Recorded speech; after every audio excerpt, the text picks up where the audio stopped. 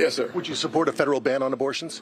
I would simply say that the fact of the matter is, when you look at the issue of abortion, one of the challenges that we continue to go to the most restrictive conversations without broadening the scope and taking a look at the fact that I'm 100% pro-life. I never walk away from that. But the truth of the matter is that when you look at the issues on abortion, I start with the very important conversation I had in a banking hearing when I was sitting in my office and listening to Janet Yellen, the Secretary of the Treasury, talk about increasing the labor force participation rate for African American women who are in poverty by having abortions. I think we're just having the wrong conversation.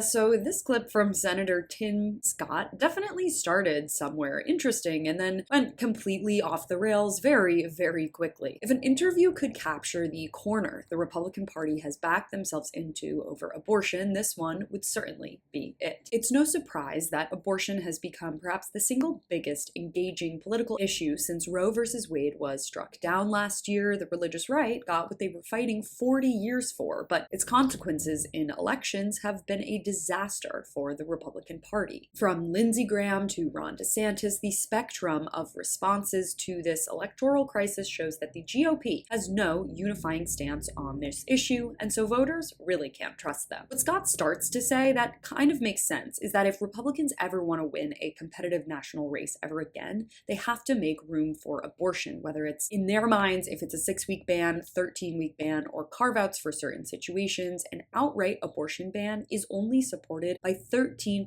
of the American population, with over 60% of Florida Republicans not wanting one. This is why someone like Lindsey Graham, right before the midterms, said that he was proposing a 13-week ban to stave off all electoral disaster. But of course, the religious right and people who straight up think abortion is murder are not going to support any of that, which is why the right is in such a predicament. More centrists or non-religious Republicans risk losing a significant portion of their base, as well as widespread national support. And even the quote prolific pro-lifers like Texas Rep. Tony Gonzalez aren't making any sense when they make their arguments. You know, on this ruling, I have 6 children. I'm a prolific pro-lifer, and I think it's important that we protect the sanctity of life. I believe in state rights. Here in Texas, you know, we have a heartbeat bill that was passed, and I think it's important that states dictate their futures, and we have to have the courts uphold these. I mean, it's very dangerous when you have the administration, the Biden administration, coming out and saying they may not uphold a ruling. Then we're going to have a problem, and it may come a point where House Republicans on the appropriation side have to defund FDA programs that don't make sense.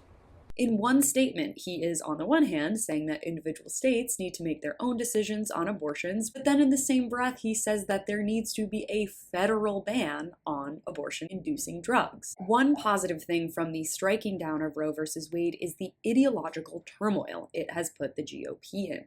They have no coherent plan, argument, or even response to the vast majority of Americans who are wondering what their official stance is. It's kind of shocking, actually, how tactless they are on this front, with noted diehard conservatives like Ann Coulter practically begging Ron DeSantis to change his tactics. It's an ideological split they will have to deal with for years and elections to come, and at this point, it's certainly not looking pretty for them.